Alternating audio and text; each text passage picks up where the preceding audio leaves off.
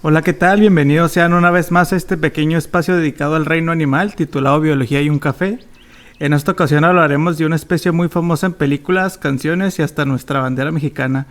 Y para eso tenemos como invitado al gran doctor del desierto, Rafael Coronado, veterinario con especialidad en medicina y cirugía de fauna silvestre, mascotas no convencionales y animales exóticos. ¿Cómo la ven? Hola, ¿qué tal? ¿Qué tal a todos? Muchas gracias por estarnos escuchando. Pues sí, básicamente hoy vamos a hablar de una de las especies más emblemáticas de México. Y pues qué mejor que la serpiente de cascabel, ¿no? Que la tenemos en los símbolos nacionales. Pues esta serpiente es de las, ahora sí que de las más temidas y así de las más idolatradas por todo el mundo. Hasta por los rednecks, ¿no? Con las banderas estas de la Confederación. El Don't Tread on Me. Y pues es de las especies más, la verdad, en lo personal, de mis especies de reptiles favoritos, de ofidios, ¿no? Los ofidios, pues, son todas las serpientes. Vamos a hablar ahí un poquito sobre la diferencia entre serpiente y víbora, porque ahí tenemos esa pequeña confusión y pues qué mejor utilizar a la serpiente de cascabel o a la víbora de cascabel como gran ejemplo, ¿no? Que aquí nos acompaña, ¿verdad? Aquí está. Aquí tenemos una cascabelita. Cascabel. Les vemos el video, pero aquí está una serpiente de cascabel presente. Bueno, pues ¿por dónde empezamos? Este animalito es pues sumamente importante para lo que es la conservación. Primero que nada el nombre, serpiente de cascabel, ¿de dónde viene, no? Pues justamente en la punta de la cola tiene estos como anillos que justamente le dan este aspecto como de que suena como cascabel. Igual ahí sí podemos poner de repente el audio para que la gente reconozca ahí el sonidito. Fíjate que mucha gente me pregunta que qué es lo que tiene en el cascabel, ¿no? O sea, sí. que si tiene así como los cascabeles que conocemos que tiene una bolita o algo así. Pues no, resulta que son anillos, ¿no? Que se golpean entre ellos, son así como pedacitos de callitos de las mismas mudas que van haciendo de las serpientes, se van formando una especie de callos y estos callitos pues chocan, ¿no? Y es lo que hacen este sonidito. Entonces el nombre pues viene justamente de víbora de cascabel, viene por el cascabel mismo que tiene. Y el nombre científico es muy importante también porque el nombre es Crotalus. En el caso de aquí de Juárez tenemos 3 especies, que son Crotalus atrox, Crotalus viridis me parece, o rubis, y tenemos Crotalus atrox, molossus y viridis. Son esas 3 que son las más comunes. El nombre de Crotalus proviene justamente del crótalo, así le llaman al cascabel, se le llama crótalo. Entonces de ahí viene el nombre de Crotalus en latín. En el caso de la serpiente más emblemática aquí Juárez, que es la Crotalus atrox, viene de la agresividad de esta serpiente. La serpiente de cascabel, debo decir, es una de las serpientes que es muy temida, pero es de las especies más elusivas que existen. Es tan noble que realmente nos avisa antes de atacar. Ni siquiera nos va a atacar así de buenas a primeras. Primero empieza el cascabel y luego empieza la amenaza. Si seguimos ahí fastidiándola, nos suelta la mordida. Entonces mucha gente le tiene miedo porque no, luego en cuanto suena el cascabel va la mordida. No, realmente es esa intimidación, ¿no? que hace. Entonces el nombre de atrox es justamente porque son de las serpientes que sí, en cuanto suena el cascabel ya están soltando la mordida. Incluso me ha tocado personalmente ver cómo del mismo coraje llegan a presionar sus propias glándulas y no escupen el veneno como la cobra, pero sí llegan a soltar un poquito. Entonces atrox justamente de atroz, justamente por la agresividad, ¿no? que tienen estos animalitos. En México existen 34 especies diferentes de serpientes de cascabel, de las cuales 22 son endémicas. Endémicas quiere decir que son aquellas especies en donde no las encontramos en ningún lado. Un ejemplo es, por ejemplo, la Crotalus catalinensis, que se encuentra justamente en la isla Catalina. Justamente como es una isla, pues tiene su bioma muy cerrado, toda su ecología, todos sus animalitos ahí. Y esta serpiente nada más habita ahí. Y la característica de la Crotalus catalinensis es que no tiene cascabel, no tiene crótalos. Es la única serpiente que no tiene cascabel. Se le reconoce justamente por los patrones, por ámbitos alimenticios, por distribuciones y por algunos remanentes que sí pudiera tener 1 o 2 anillos, pero no llegan a ser el sonido característico de la serpiente cascabel. Otra cuestión también de la serpiente de cascabel es de que es una especie totalmente americana. No la encontramos en el continente europeo, ni en el australiano, ni nada. Única y exclusivamente en América. Y en toda América existen 37 especies. Entonces, desarrollando, en toda América existen 37. En México tenemos 34. Y de esas 34, 22 exclusivamente en México. ¿Cómo la ves? ¿Nos podrías hablar poquito sobre el tamaño, la longevidad que tenga esta especie? Algo así más o menos que nos puedas mencionar. Claro que sí, mira, voy a utilizar una frase muy célebre de todos los biólogos, que es, ahora sí que depende de la especie. Sí tiene tamaños muy variados. Muy variado. En el caso de la Crotalus atrox es la más grande, habiendo ejemplares de 1,80, 1,90. Sin embargo, se han registrado ejemplares de vida silvestre de hasta 2 metros, 35, 38 centímetros. A casi 2 metros y medio. Enormes.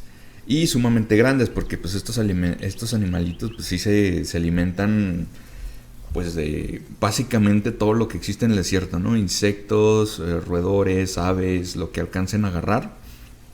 Entonces sí tienen esta predisposición biológica muy, muy padre. Y pues bueno, ¿no? La longevidad de estos animalitos tiende a ser también un poquito más grande que cualquier otro reptil. O bueno, no que cualquier otro reptil, sino más bien cualquier otro animalito en vida silvestre. Ya que hay algunos ejemplares en vida silvestre que llegan hasta los 15 años, que esto en vida silvestre pues es muchísimo. Sí. En cautiverio se han registrado que llegan a vivir hasta los 28 30 años. Creo que el ejemplar más viejo fue de 36, si no me equivoco.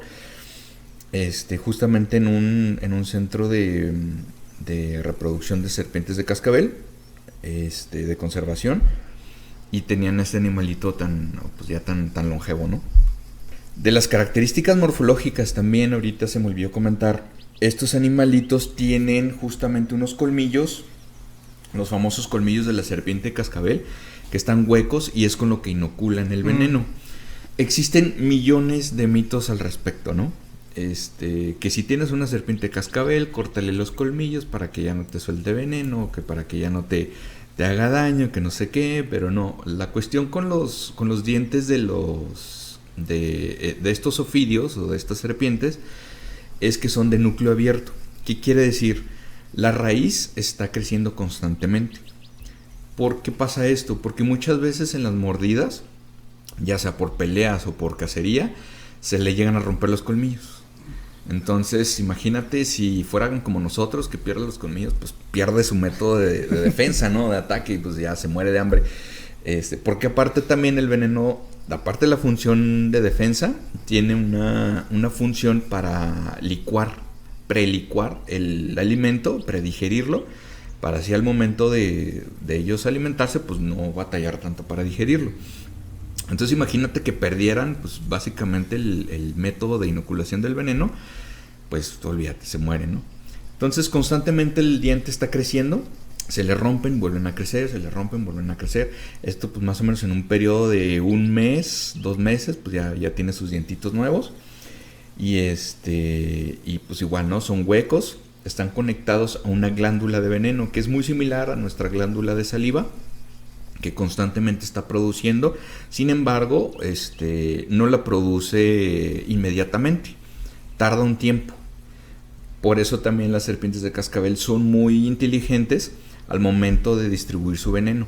No muerden directamente y sueltan todo el veneno, sino lo dosifican. Tienen un pequeño esfínter justamente en el conducto que conecta la glándula de veneno con el colmillo, tiene un pequeño esfínter que pueden ellas estar controlando para la liberación del veneno. Y esto ya depende si es una defensa o si es un alimento, o dependiendo del tamaño de la presa, ellas deciden cuánto veneno. Por eso también se dice que es muy peligroso más una serpiente de cascabel bebé que una adulta, porque la serpiente todavía no tiene control sobre este esfínter y en una mordida puede, ahora sí que, pues aventar todo el veneno, ¿no? Entonces por eso es de que es más peligroso una bebé que una adulta. Y entonces esta glándula pues está constantemente produciendo, tarda más o menos en rellenarse, por así decirlo, unos 40 minutos. Entonces si por ejemplo llega a vaciar en alguna presa, en algún depredador, llega a vaciar este veneno, pues no puede volver a inocular, ¿no? De ahí también que muchos mitos de rancho, ¿no? Es que a mí me mordió una serpiente de cascabel y no me pasó nada, ¿no? Entonces son estas mordidas secas que se llaman. En donde la serpiente de cascabel pues ya liberó todo el veneno, ya no tiene nada, entonces nada más lo único que hizo fue picar, ¿no? O picar con los colmillos, porque realmente es una mordida. Y en el caso de la reproducción, ¿qué nos podías hablar un poco sobre la serpiente de cascabel? Y que si hay algunas diferencias entre otras especies. Digamos, por ejemplo, una pitón o alguna otra especie con la que puedas hacer una comparación también. Igual, también en la hora de la alimentación, la caza, tengo entendido que es un poco distinta, ¿no? Porque si tenemos, por ejemplo, la pitón bola, ella pues suele, digamos, asfixiar, dejar sin oxígeno a sus presas. En este caso, no sé si la de cascabel haga una función sobre asfixiarlas y a la vez también inyectarles el veneno. ¿O qué nos puedes comentar ahí en esos dos puntos? Sí, mira, justamente ahorita podemos abordar el tema de serpiente y víbora, ¿no? La diferencia. Sí, la diferencia. Justamente, porque en el reino animal existen 3 tipos de ofidios, o bueno, 3 tipos de serpientes, que son las constrictoras, las culebras y los vipéridos, o víboras, que les llamamos. Entonces, de ahí radica la diferencia entre serpiente y víbora. Las serpientes son todos aquellos reptiles que no tienen patas y que se arrastran, ¿sí? Mientras que una víbora son todas aquellas serpientes que tienen glándula de veneno. Entonces, víbora viene del término vipérido, por eso es que se le llaman víboras. En el caso de la serpiente de cascabel es un vipérido crotálico, o sea, es una víbora, tiene veneno y tiene un crótalo. Hay otros vipéridos, como por ejemplo las nauyacas, que no tienen cascabel, son animalitos que también inyectan veneno. Este veneno, como te dije, tiene una función de predigerir el alimento y en el caso de cacería, pues para matar a la presa, ¿no? Tarda un poquito en hacer efecto, pero el veneno pues puede tener propiedades neurotóxicas, quiere decir que los paraliza, o proteolíticas, ¿no? Que pudre la piel, que la predigiere, por así decirlo.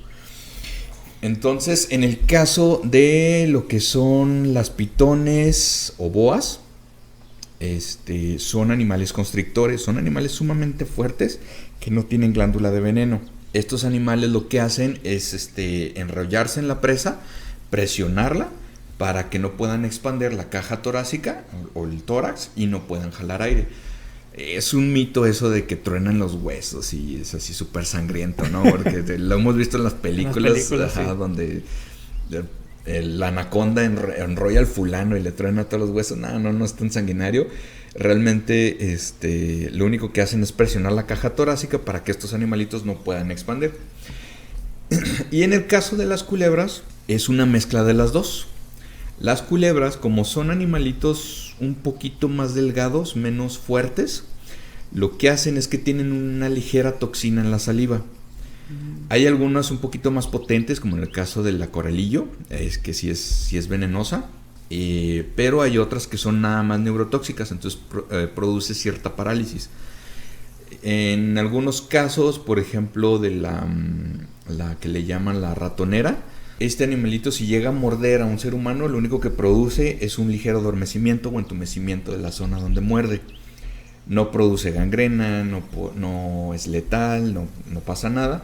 ¿Y esto por qué pasa? Porque justamente cuando agarran a las presas, como no son tan fuertes, lo único que hacen es atontarla o adormecerla para así poderla asfixiar.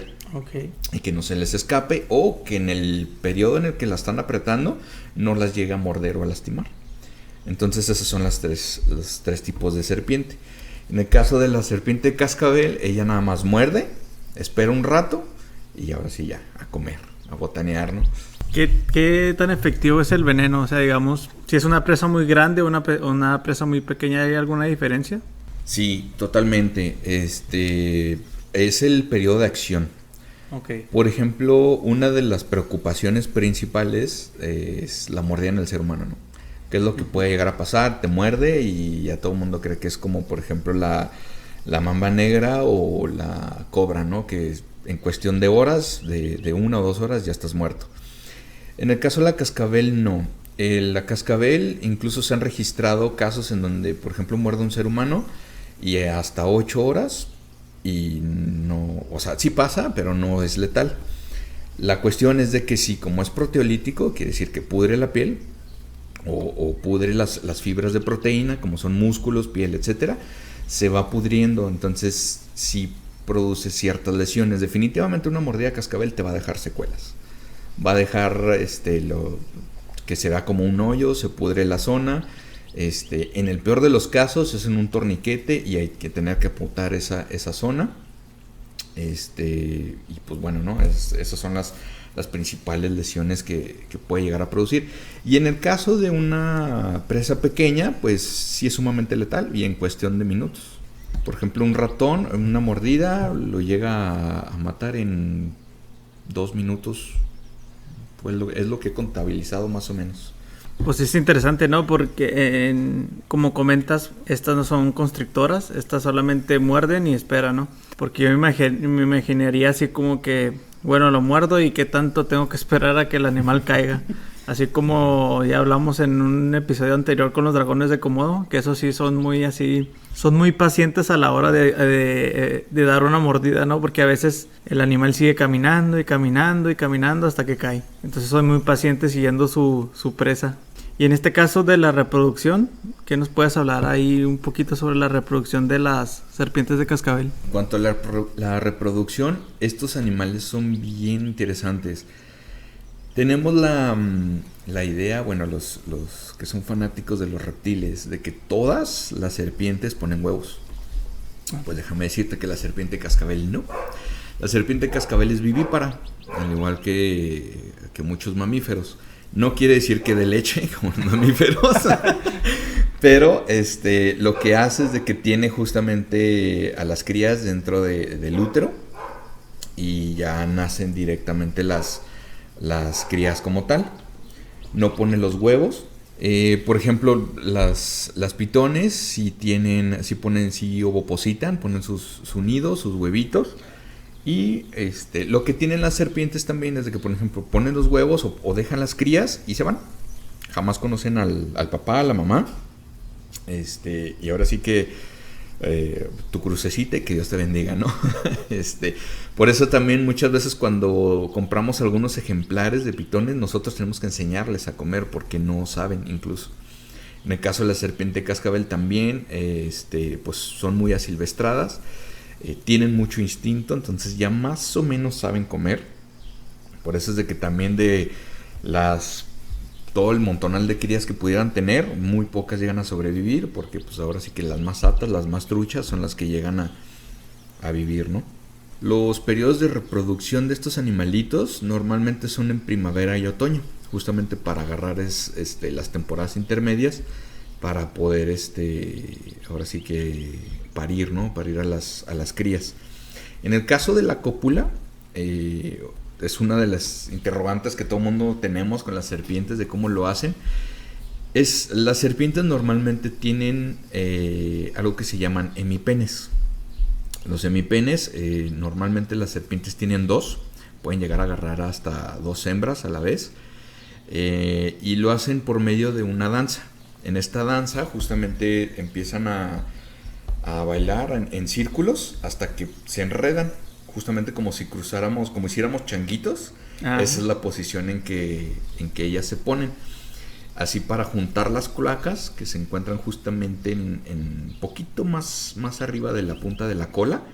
Juntan las cloacas, insertan los semipenes y ahí es donde llega la cópula. Es bastante interesante, les recomendaría que buscaran algunos videos en YouTube, porque sí está bastante peculiar la forma en que se reproducen estos animales. Oye, Rafa, y a todo esto, ¿a dónde se van las serpientes en el invierno? En este caso, donde estamos ubicados en el estado, estamos acá en Chihuahua, hasta la punta del país, allá en Ciudad Juárez estamos. Acá pues tenemos unas temporadas de invierno largas, así a veces de sus 4 mesecitos. En estos tiempos, la gente que le gusta hacer senderismo y le gusta estar allá, en tiempo de frío les gusta porque dicen, no hay serpientes. No se encuentran las serpientes, o las serpientes salen después de las 12 de la tarde y a veces no. ¿A dónde se van todas estas serpientes en invierno? Fíjate que ese es justamente uno de los datos también muy interesantes de esta especie. Muchos dicen, no, pues migran a lugares más cálidos, justamente por la cuestión esta de la ectotermia, ¿no? De que no pueden generar su propio calor y que necesitan una fuente de calor para poderse calentar, pero resulta que no. Estos animalitos están bien curtidos y lo que hace pues la vida de todo el desierto, ¿no? Se entierra. Te voy a platicar una pequeña anécdota de la licenciatura, justamente cuando estaba haciendo mi tesis la trabajé con serpiente de cascabel. Estaba justamente sectoreando, buscando rastros de una serpiente de cascabel, y en una de esas que piso un hoyo. Y pues resulta que no era un socavón cualquiera. Resulta que era un nido de serpiente de cascabel. Y pues obviamente pues me levanté como con una velocidad yo creo que más rápida de Flash, porque empezó todo el sonadero del cascabel. Dije, ¿qué está pasando aquí? Y en ese nido fácil yo creo que, si no fue por el miedo, yo creo que sí contabilicé unas 5 o 7 serpientes más o menos. Sí se llegan a juntar en bolita, justamente para la cuestión de la protección, que no se llega a meter, por ejemplo, un tejón, un coyote o algo así. Incluso hay algunas ardillas que llegan a meterse para comerse a las serpientes de cascabel cuando están hibernando, porque estos animalitos hibernan. Entran en un adormecimiento muy profundo y pasan todo el invierno así.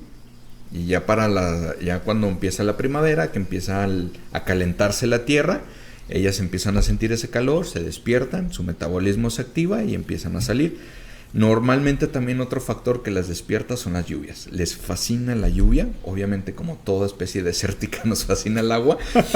Entonces, en cuanto sienten la humedad, en cuanto sienten así el cambio barométrico en el clima, pues luego empiezan a salir a buscar agua. A pesar de que son animales desérticos, no les gusta el sol. Los vamos a encontrar principalmente en, ahora sí que horas de muy temprano por la mañana, digamos 6 de la mañana, máximo 10, 11 del mediodía. Y por las tardes, ya cuando está el crepúsculo, ya de entre 5 a, ¿qué te gusta? 8 de la noche, empiezan ya a buscar a la presa. Si llegáramos a encontrar justamente cuando está el sol en su pleno apogeo, muy probablemente ande buscando guarida o andaba siendo perseguida por algún depredador o algo así. Es raro verlas cuando está el sol a todo lo que da, porque sí les llega a dar golpe de calor también. Fíjate, eso es todo lo contrario a lo que mucha gente piensa. Como dicen que agarran calor. Dicen, agarran calor para tener actividad. La gente piensa comúnmente que a las 12, 1 de la tarde es cuando ya andan más activas, ¿no? Y aquí, pues un especialista nos dice todo lo contrario, ¿no? O sea, que en realidad cuando andan más activas es cuando el sol no pega tan fuerte. Y en este caso, ahorita que estamos hablando de personas que les gusta el senderismo, comúnmente se pueden topar con alguna serpiente. Hablemos un poquito de su estado de conservación y un poquito de lo que es la extracción, ¿no? de la fauna silvestre. Fíjate que la serpiente de cascabel estuvo hace algunos años en peligro de extinción. Justamente por todo el misticismo que se tiene, por ahora sí que toda estigma que se le tiene a la serpiente, pero sobre todo también porque mucha gente las empezó a reproducir para venderlas. El animalismo también empezó en su pleno apogeo. Mucha gente quiso de repente tener una serpiente cascabel en casa. Ya cuando vieron que realmente pues, no es muy factible o no es muy bueno tenerlas en casa, pues dijeron no. Porque aparte de que son muy ruidosas, si la tienes en casa, tú pasas cerca de ella y empieza el sonajero a todo lo que da. Es peor que un chihuahueño con visita de la tía, ¿no? Que empieza ahí con todo el ladrerío. La serpiente cascabel sí es muy ruidosa. Entonces, ¿qué es lo que pasa? La Conavio pone en protección especial a la serpiente de cascabel antes de que suceda cualquier cosa. Porque se suscitó un problema muy grave en Tomochi. Resulta que justamente la gente pues le tenía mucho miedo a la serpiente cascabel y empieza una campaña de eliminación de serpiente cascabel. Le dieron en la torre a todo lo que tuviera cascabel y pues ¿qué pasó? Resulta que vienen las temporadas de cultivo y pues todos los ratoncitos que no se comían las serpientes de cascabel pues empezaron a botanearse todo lo que cultivaban los agricultores. Entonces, pues obviamente la gente empezó a ver el problema, empezó a buscar criaderos para poder reintroducir a la especie, se empezaron programas de reintroducción de ejemplares, etcétera, y justamente pues la Semarnat pone en protección especial a la serpiente de cascabel. Hay algunas especies, sobre todo las endémicas, en las que dijo vamos a meterlas en estatus de peligro de extinción, aunque no lo estén, para que tengan esta protección. Entonces, pues justamente ahorita la federación, agradezco, tiene ahorita en protección especial a la serpiente cascabel. Es difícil su crianza, más que nada por las cuestiones burocráticas, en donde tienes que pues establecer una UMA para la reproducción de estos animales. Sí las hay. Muchas comunidades ahorita están teniendo estos criaderos justamente para vender pues lo que antes se comercializaba de forma furtiva o bueno son estas personas, ¿no? Que agarraban a los animalitos indiscriminadamente del monte y los mataban. Entonces ya para evitar esto se empieza a reproducir la especie para que no se tome de vida libre. Y pues bueno, empezamos a hacer estas sales de serpiente de cascabel, la carne de cascabel, porque pues obviamente es difícil, ¿no? Es cambiar mentalidades de muchas comunidades, tradiciones incluso, muchos indumentarias que tienen muchas comunidades indígenas también, pues viene la serpiente cascabel. Entonces, para darle gusto a todos, obviamente se instauran estas UMAs, estas unidades de manejo ambiental, donde se puede reproducir la serpiente cascabel sin tenerlas que quitar de vida libre. Y así ya no disminuyes lo que es la distribución natural de la especie. Muy interesante todo lo que comentas, Rafa, sobre todo cuando hablabas de este problema ecológico que surgió a partir de quitar una especie clave, ¿no?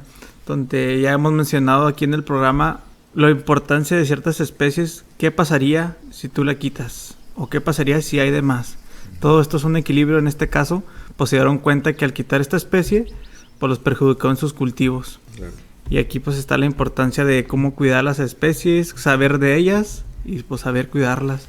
Estos son algunos de los puntos que siempre he querido dar en todos los programas, de la importancia que tiene cualquier especie, por más mínima que sea. Siempre va a ser un equilibrio perfecto tenerlas a todas ahí y no perjudicar a una especie y llevarte de cola como a 4 o 5, ¿no? Porque desconocemos qué funciones tienen.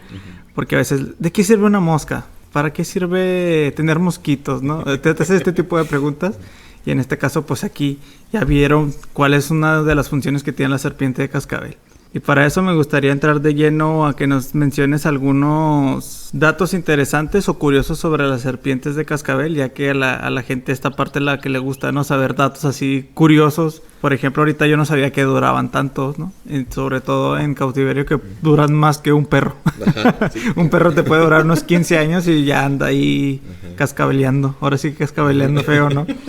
A ver, ¿qué nos podrías compartir? Híjole, fíjate que datos curiosos de esta especie hay muchísimos. Primero que nada, pues, por ejemplo, el misticismo de esta especie es básicamente fundamental, ¿no? Desde la historia. Tenemos a Quetzalcóatl, ¿no? Que esa es la serpiente emplumada y es literalmente una serpiente cascabel. Tiene un cascabel al final de la cola. Aquí en el norte también, todo lo que es la cultura aridoamericana o lo que le llaman la cultura mogollón, tiene también unas bases bien fuertes en lo que es la historia de estos animalitos. Por ejemplo, uno de los cuentos muy importantes, o bueno, que me gustan mucho, justamente de la cultura mogollón, es que gracias a la serpiente de cascabel, nosotros tenemos el día y la noche. Y déjame te lo cuento así rápidamente. La leyenda va de que en el principio de los tiempos no existía la noche, nada más existía el día. El caso es de que ninguna de las especies podía dormir bien. Entonces, o sea, imagínate quién ha podido dormir durante el día, a menos de que tapes todo tu cuarto con cortinas y demás. Pues antes así hacían en las cuevas, las tapaban y todo, pero pues era difícil, ¿no? Saber cuándo, el transcurso del tiempo. Y las únicas que tenían la noche eran las serpientes, porque las serpientes pues tenían que defenderse de alguna manera, no tenían colmillos, no tenían nada. Entonces, ya cansados de esto, el hombre dice, ¿sabes qué? Voy a ir a hablar con el rey de las serpientes, necesitamos un poquito de su noche para que podamos descansar todos. Entonces mandan al rey para hablar con el otro rey. Y al llegar a la cueva, le dice, ¿sabes qué? Necesitamos que nos des un poquito de tu noche porque pues estamos todos cansados, necesitamos dormir. Y la verdad es que la noche es el momento más a gusto para nosotros. Y la serpiente le dice, oye, espérame, pues es que es con lo que yo me defiendo, ¿cómo le voy a hacer si te entrego mi noche? Y para esto, el hombre le dice, mira, te voy a dar un veneno que nosotros usamos para cazar a las presas. Este veneno lo ponemos nosotros en las flechas y al momento de que entran en la presa, la presa cae. Te lo vamos a regalar. Y en eso que le están entregando el veneno, le suena un cascabel que trae el rey justamente en el cinturón, y ese cascabel pues era de su hijo. Entonces al sonar, pues todas las serpientes les llaman la atención. Dice, hey, nos gustó eso, ¿qué es eso? Y luego, pues mira, te regalo esto también. Es un cascabel. Este cascabel tranquiliza a mi niño y ahuyenta a los malos espíritus. Y entonces la serpiente le dice, ok, te doy la noche a cambio del veneno y del cascabel, justamente para defendernos. Y se hizo el trueque. Y entonces, y así fue como la serpiente de cascabel nos dio a nosotros la noche. Y nosotros le dimos el veneno y el cascabel justamente para que se defendiera de todos los males, ¿no? Y de los malos espíritus. Y justamente con base en esta historia, pues el cascabel es tan cotizado por muchas culturas indígenas, justamente para ahuyentar a los malos espíritus, las malas vibras. Obviamente la piel también, pues se utiliza muchísimo en muchas artesanías.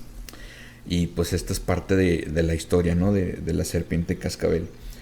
En cuanto a los datos curiosos de la vida real, de lo tangible, estos animalitos tienen justamente unas termofosetas. Estas termofosetas son unos agujeritos o unos forámenes, por así decirlo, que los tienen justamente arriba de la boca. En el caso de la serpiente de cascabel nada más encontramos dos. En algunas otras especies, como por ejemplo las boas o las pitones, encontramos un poquito más. Encontramos estos agujeritos. Pueden buscar ahí algunas fotografías en Google. ¿Y qué es la función de estas termofosetas? Justamente como su nombre lo dice, termos, calor, es para detectar el calor de las presas. Justamente estos animalitos, como les digo, salen o en el alba o en el ocaso. Entonces normalmente no hay muy buena visibilidad ahí. Aparte son animales rastreros, quiere decir que son animalitos que normalmente andan en la tierra. Entonces es difícil vislumbrar algunas presas. Puede pasar una roca y la presa ya se te escondió. Entonces, estas termofosetas le ayudan justamente a detectar el calor. Entonces, prácticamente es como los goggles estos térmicos que utiliza el ejército. Sí. O como en la película está el depredador, que veías las diferentes capas de la presa. Justamente así es como pudieran ver, o bueno, se presume que así pueden ver las serpientes, ¿no? Detectar el calor de las presas. Otro de los mitos que se tiene justamente es el de los anillos de la cola, que dicen que cada anillo representa un año del animal. Pues no es así. Cada anillo representa una muda del ejemplar o de la serpiente. Entonces cada vez que muda se va regenerando o se va reproduciendo otro anillo, se va haciendo un anillito más. Entonces, ¿qué es lo que pasa con estos anillos? Como les comento, están huecos, son una especie de callosidades que se van formando. Estos se quiebran, ya sea por peleas entre especie, por ataques de depredadores, incluso a veces por alguna presa que se está defendiendo también, pueden llegarse a romper. Y como son tan uniformes, no podemos detectar realmente si ya perdió uno o no. Entonces no es un buen método para detectar la edad de estos animales, porque no es tan fidedigno, por así decirlo. Aparte, como te digo, como no son tan fuertes, o sea, se rompen con mucha facilidad, pues ahí se van perdiendo, ¿no? Esta continuidad de los anillos.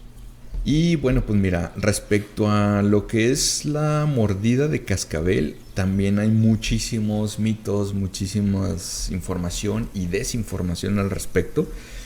Esto yo creo que es de interés para los senderistas, sobre todo para los novatos, que todo es nuevo, todo es mágico, todos nos queremos acercar y tocar, ¿verdad? Cuando recién salimos a campo. Uno de los principales mitos es: si te muerde una cascabel, hazte un torniquete. Esto es lo peor que pueden hacer. Porque si ustedes hacen un torniquete, lo que están haciendo es detener la circulación linfática. ¿Por qué les comento la circulación linfática? La linfática justamente es una circulación que va por todo el cuerpo, que contiene todo lo que son células muertas, bacterias eliminadas, etcétera, ¿no? Es básicamente como las venas y las arterias, nada más que de todo lo que son células descompuestas.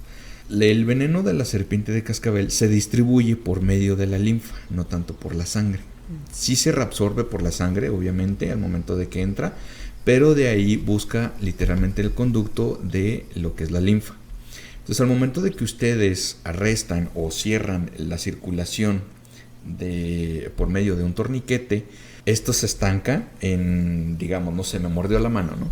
Y se hacen un torniquete a nivel del codo. Esto se va a estancar y va a empezar literalmente a podrir toda la carne del brazo. En lugar de que se distribuya lentamente y nos dé tiempo de ir a un hospital y que nos traten, se va a concentrar todo en el brazo y vamos a perder el brazo. Entonces, muchas veces, por querer salvar, entre comillas, a un afectado por una mordida de cascabel, pues resulta que lo terminamos lacerando más. Otro mito también que hay es chuparle el veneno, ¿no? Es lo peor que pueden hacer. Incluso lo más que me saca de quicio es que vendan kits para succionar el veneno, siendo que no funciona así. En cuanto el veneno ingresa al sistema, se adhiere a las células de la carne, ¿sí? a la proteína. Entonces, a partir de ahí ya la llevamos de pierde. Entonces, ¿de qué me va a servir un succionador si ya se me pegó a la piel? O se me pegó al músculo del brazo. Entonces, de nada sirve. No gasten su dinero, están carísimos, son como $10, creo que los venden. Una cosa así, no sirven de nada. Succionar con la boca también es lo peor que pueden hacer. ¿Por qué? Si llegaran a tener una boca completamente sana, sin llagas, sin mordidas, sin nada, ok, pudiera no pasarles nada. Llegaran a tener una llaga, incluso llegaran a tragar saliva con veneno y traen una úlcera gástrica, les va a afectar el veneno. Entonces no vamos a tener un paciente, sino vamos a tener 2 pacientes con ofidismo, ¿no? Con mordida de crótalo. Entonces no lo hagan, no lo intenten en casa. Definitivamente es algo que debemos evitar. No compren, no gasten su dinero en esos mugreros, no sirven de nada. Hay que tranquilizar al paciente. ¿Por qué? Cada vez que doy cursos con la gente que trabaja sobre todo en las construcciones, y que les digo este tipo de cosas, me dicen, es que ¿cómo tranquilizar al paciente? Porque pues ahí anda uno todo asustado. Le digo, sí, lo que pasa es de que cuando tú tranquilizas al paciente disminuyes la circulación sanguínea. Quiere decir que nos va a dar más tiempo para llevarlo y canalizarlo directamente a un hospital o a un centro de emergencia. Otra cuestión también, no compren el veneno anticrotálico, a menos de que ustedes sean personal médico capacitado para utilizarlo. ¿Por qué? No es intramuscular, no lo ponen en la jeringuita y se lo inyectan en la nalga o en la pierna y ya están libres. No le hagan caso a las películas, no le hagan caso al tren bala, ahí donde Brad Pitt se inyecta el antiveneno de la serpiente, no lo hagan. Ese veneno es intravenoso, se mete directamente en las venas. Si saben canalizar al paciente, va. Ahora, ¿cuál es la cuestión? Una sola ampolleta no basta. Es un tratamiento largo en donde se deben utilizar varias ampolletas. ¿Cuál es la cuestión también? El veneno se hace a partir de la extracción del páncreas del caballo. Entonces, está hecho a base de proteína. ¿Qué es lo que pasa cuando metemos una proteína externa a nuestro sistema? Hay una reacción alérgica. Entonces, pueden caer en una reacción anafiláctica o un choque anafiláctico, que es literalmente una reacción alérgica muy severa, en donde pueden morir. Entonces, si no te mata el veneno, te va a matar el antiveneno, ¿no? Entonces, no lo hagan a menos de que sean personal médico capacitado. Vayan, identifiquen directamente las instituciones que los pueden ayudar. No pongan hielo porque esto aumenta lo que es la circulación sanguínea. Lo único que podemos hacer es tranquilizar al paciente e ir directamente al centro médico o el centro de emergencias más rápido posible.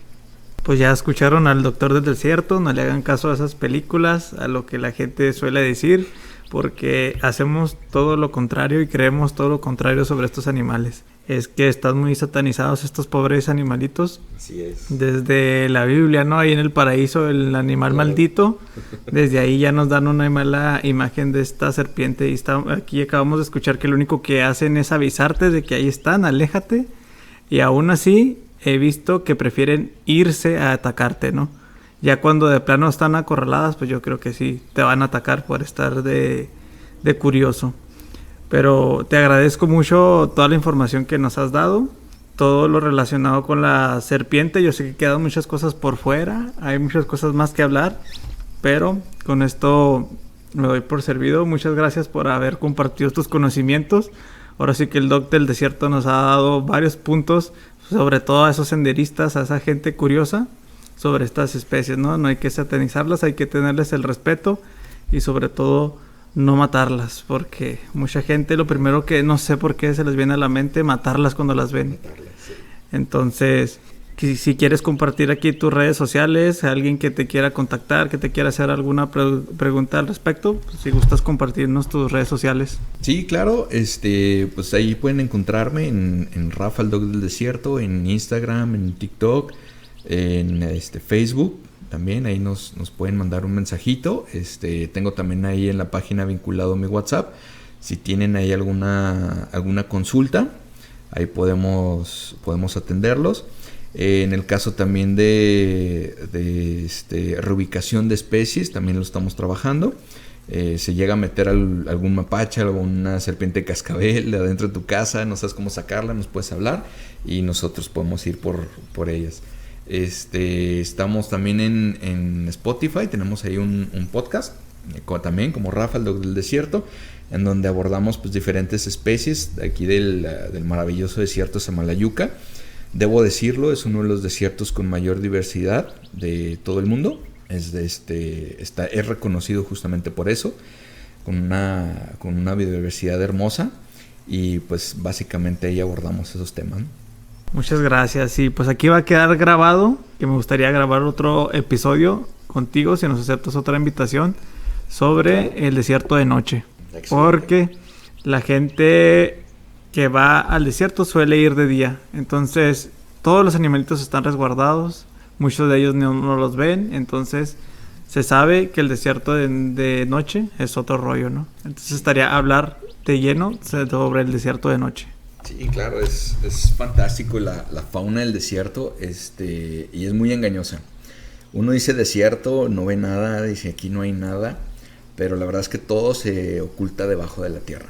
Es así como la película Los Tremors, ¿no? O sea, están justamente debajo de la tierra, en túneles subterráneos, y caída la noche, entrada la frescura y la lluvia, etcétera, empiezan a emerger.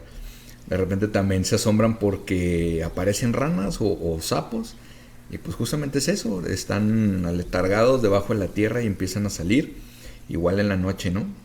Empiezan todos estos animalitos a brotar de repente de la nada. Y pues sí, el desierto de noche es totalmente diferente. Es una fauna, empieza a brotar toda la fauna que no se ve durante el día. Una de las cosas importantes también es que si ustedes llegan a ver un terreno baldío y dicen, no, hay pura basura, no hay pura basura. Abajo de toda esa basura, abajo de toda esa tierra, hay tortugas, hay serpientes, hay conejos, hay búhos, tecolotes. Y hay muchísima vida. Pues ya quedó grabado y pendiente ese episodio. Así que pues muchas gracias por acompañarnos. Otra vez muchas gracias, Rafa, por aceptar la invitación y compartirnos todo lo que sabes sobre las serpientes y todas tus especialidades, que queda claro que sabes demasiado sobre las serpientes. Y pues bueno, recuerden de nuevo, ahí están las redes sociales de Biología y un Café en Facebook. En Spotify estamos igual como Biología y un Café. Y pues damos por terminado el podcast. Muchas gracias y recuerden amar a la naturaleza.